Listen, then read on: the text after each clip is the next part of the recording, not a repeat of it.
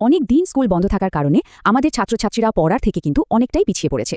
তো আজ আমরা শিক্ষকদের জন্য একটা খুব বাস্তবসম্মত কর্মপরিকল্পনা নিয়ে কথা বলবো, মানে একটা অ্যাকশন প্ল্যান, যা দিয়ে শিক্ষার্থীদের আবার পড়ার ছন্দে ফিরিয়ে আনা যাবে। আর এই পুরো প্ল্যানটা কিন্তু বানানো হয়েছে প্রাথমিক বিদ্যালয় রিকভারি মাস্টার প্ল্যানের উপর ভিত্তি করে। ১৪, হ্যাঁ ঠিক ১৪টা ক্লাসের দিন, বলা যায় একদম হারিয়েই গেছে। প্রাথমিক বিদ্যালয়ের রিকভারি মাস্টার প্ল্যান বলছে এই ১৪ দিনের যে গ্যাপ, এটাই এখন আমাদের সবার সামনে সবচেয়ে বড় চ্যালেঞ্জ। তো চলুন একটু গভীরে গিয়ে দেখি এই ঘাটতির আসল প্রভাবটা কি। তাহলে এখন আসল প্রশ্নটা হলো, এই যে একটা শিখন ঘাটতি তৈরি হলো, এটা পূরণ হবে কিভাবে, মানে পথটা কি? দেখুন, রিকভারি প্ল্যান কিন্তু আমাদের একটা পরিষ্কার রোড ম্যাপ দিয়েছে, আর আজ আমরা ঠিক সেই রোড ম্যাপের স্টেপগুলোই এক এক করে দেখব। আচ্ছা, এই যে আমরা ঘাটতি পূরণের কথা বলছি, এটা কেন এত জরুরি? দেখুন, ব্যাপারটা কিন্তু শুধু ১৪টা দিন হারিয়ে যাওয়া নয়। রিকভারি প্ল্যান আমাদের পরিষ্কার করে বলছে যে এই ছোট গ্যাপটার প্রভাব কিন্তু একটা ছাত্র বা ছাত্রীর পুরো পড়াশোনা জীবনই পড়তে পারে। ব্যাপারটাকে ধরুন একটা বাড়ি বানানোর মতো করে ভাবা যাক। এই যে ১৪ দিনের পড়াটা মিস হয়ে গেল, ওটা কিন্তু ছিল বাড়ির ফাউন্ডেশন বা ভিত্তি। এখন রিকভারি প্ল্যান আমাদের ঠিক এটাই সতর্ক করছে যে এই ভিত্তিটা যদি আমরা এখনই ঠিক না করি, তাহলে কিন্তু পরের তলাগুলো, মানে পরের চ্যাপ্টারগুলো সব নড়বড়ে হয়ে যাবে। আর এই কারণেই এই ঘাটতিটা পূরণ করাটা এত বেশি জরুরি।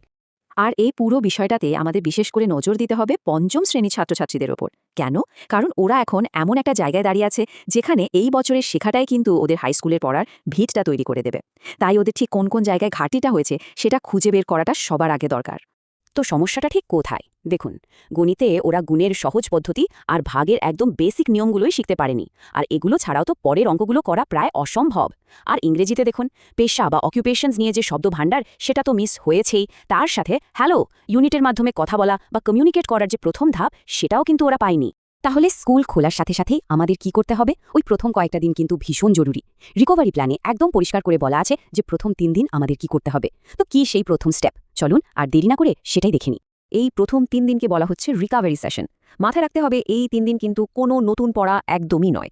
মূল কাজটাই হলো যে পড়াগুলো মিস হয়ে গেছে সেগুলো নিয়ে আলোচনা করা, আবার একটু ঝালিয়ে নেওয়া। অনেকটা পড়াশোনার জগতে ফিরে আসার জন্য একটা মজবুত ব্রিজ তৈরি করার মতো। আচ্ছা, শুরুটা তো না হয় ভালো হলো, কিন্তু শুধু প্রথম ৩ দিন দিয়ে তো আর পুরো ঘাটতিটা পূরণ হবে না, তাই না? এজন্য রিকভারি প্ল্যানে কিন্তু কিছু লং টার্ম বা দীর্ঘমেয়াদী কৌশলের কথা বলা আছে। এমন কিছু টেকনিক যা দিয়ে ছাত্রছাত্রীরা শুধু পিছিয়ে পড়াটাই কভার করবে না, বরং ভবিষ্যতেও যেন ঠিকঠাক তাল মিলিয়ে চলতে পারে। এখানে দুটো খুব কাজের কৌশলের কথা বলা হয়েছে। প্রথমটা হলো ক্লাস্টারিং। মানে কি? মানে হলো একই রকম বা সম্পর্কিত বিষয়গুলোকে একসাথে করে পড়ানো। যেমন ধরুন, গণিতের গুণ আর ভাগ দুটো তো একে অপরের সাথে যুক্ত, তাই না? তো এই দুটোকে একসাথে একটা লম্বা সেশনে পড়ানো যেতে পারে। আর দ্বিতীয়টা হলো অগ্রাধিকার ভিত্তিক পাঠদান। মানে যেটা বেশি জরুরি সেটা আগে পড়ানো। যেমন ইংরেজি পড়ানোর সময় বড় বড় বাক্য শেখানোর আগে পেশা বা অকুপেশনস এর শব্দগুলো শেখানোটা বেশি দরকার, কারণ ওটা ওদের কথা বলার ভিত্তিটা তৈরি করে দেবে। আর হ্যাঁ, শেখাটা তো শুধু ক্লাসের মধ্যেই আটকে থাকলে চলবে না। রিকভারি প্ল্যান কিন্তু আমাদের ঘরে বসে শিখির মতো ডিজিটাল টুলস ব্যবহার করার কথাও মনে করিয়ে দিচ্ছে। এই ভিডিওগুলোর লিঙ্ক শেয়ার করা যেতে পারে। এর ফলে কি হবে? ক্লাসের বাইরেও কিন্তু একটা সাপোর্টিভ লার্নিং পরিবেশ তৈরি হবে। এত সব কৌশল, এত সব প্ল্যান, এগুলোরও ওপরে কিন্তু এই পুরো রিকভারি প্ল্যানটার একটা মূল দর্শন আছে। বলতে পারেন একটা হার্ট বা হৃদয় আছে। আর সেই দর্শনটা কিন্তু আমাদের ছাত্রছাত্রীদের মনের কথা ভেবেই তৈরি করা। প্ল্যানটার এই কথাটা খুব মন দিয়ে শুনুন। শিক্ষার্থীদের ওপর মানসিক চাপ সৃষ্টি না করে খেলা বা গল্পের মাধ্যমে শিখন ঘাটতি পূরণ করতে হবে। মানে বার্তাটা খুব পরিষ্কার, কোনো প্রেশার নয়, বরং খেলা, গল্প আর আনন্দের মধ্যে দিয়ে ওদের শেখার আগ্রহটাকে আবার ফিরিয়ে আনতে হবে। এটা কিন্তু আমাদের সবার জন্য একটা বড় চ্যালেঞ্জ, আবার একটা বড় সুযোগও। আসলে আমরা তো এখানে কোনো মেশিন ঠিক করতে আসিনি, তাই না? আমরা এসেছি একটা চারা গাছের যত্ন নিতে, যেটা হয়তো একটু জলের অভাবে শুকিয়ে গেছে। আমাদের আসল লক্ষ্যটা শুধু সিলেবাস শেষ করা নয়। লক্ষ্যটা হলো প্রত্যেকটা ছাত্রছাত্রীর মনের ভেতরে যে কৌতূহল আর আনন্দের একটা স্ফুলিঙ্গ থাকে, সেটাকে আবার জ্বালিয়ে দেওয়া। তাহলে শেষে এসে একটা প্রশ্ন আমাদের নিজেদেরকেই করতে হবে।